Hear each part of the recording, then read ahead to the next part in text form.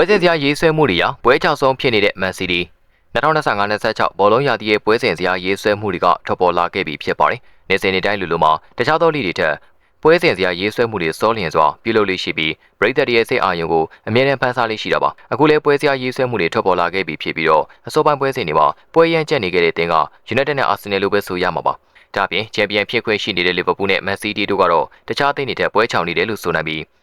ဒီတင်းမှာ Man City တင်းကအချောင်ဆုံးလို့ပဲပြောရမှာပါ။နောက်တဲ့3နှစ်ဆက်တိုက်ချန်ပီယံလူတဲ့အသင်းတွေဟာနှစ်နှစ်တည်းတည်းမပိုခဲ့ပေနဲ့ဒီနှစ်မှာပြင်ဆင်ပြောင်းလဲမှုတွေရာချန်ပီယံတိုက်ပွဲတွေထဲမှာ Man City, Liverpool နဲ့ Arsenal ပြင်တခြားသောအသင်းတွေလည်းပါဝင်လာပွဲရှိပါတယ်။ပွဲစဉ်စရာတွေထပ်ပေါ်လာခဲ့ပြီးမှစူပါကွန်ပျူတာအနေနဲ့လာမယ့် Premier League ရာသီတဲ့အတွက်ချန်ပီယံဖြစ်မဲ့အသင်းကို Liverpool လို့ခံမှန်းခဲ့ပြီး Arsenal က4နှစ်ဆက်ဒုတိယလို့ Man City ကအဆင့်3နဲ့ Chelsea အသင်းကအဆင့်4ညမှာခံမှန်းခဲ့တာပါ။နာမည်ကြီး Man United ကတော့နောက်တစ်ကြိမ်ဥရောပဝင်ခွင့်နဲ့ထပ်မံလွှဲချော်ရအောင်မှာဖြစ်ပြီးအဆင့်9ညနဲ့ရာသီပိတ်သိမ်းမယ်လို့ခံမှန်းထားပါတယ်။ကဲလက်ရှိကနေစတင်ပြီးအသင်းတင်းချင်းစီရဲ့ကြိုတင်ပြင်ဆင်မှုတွေထွက်ပေါ်လာတဲ့ပွဲစဉ်စရာတွေကြောင့်တင်ဆက်ပေးသွားမှာပါပထမဆုံးအနေနဲ့ကတော့နာမည်ကြီး Man United အသင်းနဲ့စတင်ကြပါတယ်နံပါတ်1 Man United ပထမဆုံးဖွင့်ပွဲစဉ်က Arsenal ကိုအိမ်ကွင်းမှာလက်ခံကစားရမှာဖြစ်ပြီးပွဲစဉ်9မှာ Man City ကိုအဝေးကွင်းပွဲစဉ်6မှာ Chelsea ကိုအိမ်ကွင်းနဲ့ပွဲစဉ်10မှာ Liverpool ကိုအဝေးကွင်းမှာရှင်ပြန်ရမှာပါဒုတိယကြောက်ပွဲစဉ်တွေမှာတော့ဇန်နဝါရီလမှာ Man City နဲ့ Arsenalဧပြီလမှာ Chelsea နဲ့မေလမှာ Liverpool အသင်းတို့ပါဝင်နေခဲ့ပါတယ်။ပွဲစားပိုင်းတွေကိုအကောင်းဆုံးကြော်ဖြတ်နိုင်မယ်ဆိုရင်တော့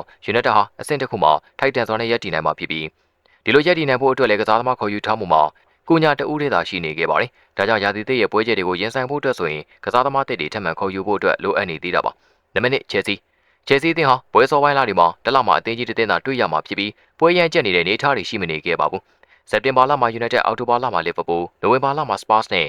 Arsenal ဇန်နဝါရီလမှာ Man Cityဖေဖော်ဝါရီလမှာ Arsenal တို့နဲ့တွေ့ဆုံနေပါတယ်။ Chelsea အသင်းအတွက်နောက်ဆုံးလဖြစ်တဲ့ဧပြီလမှာ Man City နဲ့ United မေလမှာ Liverpool နဲ့ Spurs တို့တွေ့ဆုံနေတာပါ။ဒါကြောင့်မဲ့ Chelsea အသင်းဟာအစပိုင်းတွေမှာပွဲမကျက်သလောက်ပွဲပြီးဆုံးမဲ့နောက်ဆုံး2လမှာအသေးကြီးကစားသွားရမှာပါ။ Chelsea အသင်းကတော့လက်ရှိမှာတိုက်စစ်မှုတဲ့ဒီလက်တူကိုခေါ်ယူထားခဲ့ပြီးတခြားသောကစားသမားတွေကိုခေါ်ယူထားခြင်းမရှိပါဘူး။နံပါတ်3 Man City ကတော့လက်ရှိပွဲစဉ်စရာရေးဆွဲထားမှုမှာပွဲချောင်ဆုံးလို့ပဲဆိုရမှာဖြစ်ပြီးဩဂတ်စ်လကနေဒီဇင်ဘာလထိ9လတွင်မှာအသင်းကြီး၄သင်းကိုတွေ့ဆုံရမှာပါ။တော်တော်လေးပွဲချောင်နေပြီးအမှတ်ပေးစရာစင့်တင်နေရာမှာရည်တည်နိုင်စွမ်းရှိတဲ့အခြေအနေတစ်ခုလိုပဲဆိုရမှာပါ။ဩဂတ်စ်လမှာ Spurs စက်တင်ဘာလမှာ United နဲ့ Arsenal နိုဝင်ဘာလမှာ Liverpool တင်ပါဝင်နေခဲ့ပါတယ်။ဒါ့အပြင်ပွဲချက်ကာလဖြစ်တဲ့ဒီဇင်ဘာလမှာအသင်းကြီးတစ်သင်းပါဝင်ထားခြင်းမရှိဘဲဇန်နဝါရီလမှာ Chelsea, United နဲ့ Spurs တင်တို့ပါဝင်နေခဲ့ပါတယ်။လက်ရှိမှာကစားသမားခေါ်ယူထားမှုကလည်းကြောက်ကမန်းလေးခေါ်ယူထားခဲ့တာကြောင့် Man City ကမနစ်ကခြေချော်မှုတွေကိုဒီနေ့မှာပြန်လည်ဖက်ဆယ်သွားဖို့အတွက်အဆင်သင့်ဖြစ်နေပြီလို့ပဲဆိုရမှာပါ။နံပါတ်4 Arsenalနာမည်ကြီးဒုတိယလူကတော့ထိတ်ဆုံး6ပွဲမှာနဲ့အသင်းကြီး၄သင်းပါဝင်နေခဲ့ပြီးပထမဆုံးဖွင့်မှာခါသီးပြန်ပဲ United ကိုအဝေးကွင်းမှာကစားရမယ်။ပွဲစဉ်3မှာ Liverpool ကိုအဝေးကွင်းပွဲစဉ်5မှာ Man City ကိုအိမ်ကွင်းပွဲစဉ်6မှာ Newcastle ကိုအဝေးကွင်းကစားရမှာဖြစ်ပါတယ်။အာဒီတာအတွက်လည်းတော်တော်လေးဘေးကျန်နေချက်ဖြစ်စေမဲ့ feature တစ်ခုလိုပဲစိုးနိုင်ပြီးတော့အာဒီတာအကောင်းဆုံးကြော်ဖြတ်နိုင်ပါမလားစိတ်ဝင်စားစရာပါ။အစောပိုင်းမှာပွဲချက်တွေစက်တိုက်ရှိနေပေမဲ့နောက်ပိုင်းမှာတော့ကိုယ်ကကြမှာကိုဖန်တီးခွင့်ရှိပါတယ်။ဒုတိယလူပွဲကို3နှစ်ဆက်တိုက်ယူထားတဲ့အာဒီတာတို့တစ်တိုက်ကတော့အဖွင့်လှဖို့အတွက်ဆိုရင်ပြင်ဆင်ပြောင်းလဲမှုများစွာလှုပ်ဆောင်ရမှာဖြစ်ပြီးလိုအပ်နေတဲ့တိုက်စစ်မှုရှာပုံတော်ကလည်းအခုချိန်ထိအဆင်မပြေသေးတာပါ။နံပါတ်5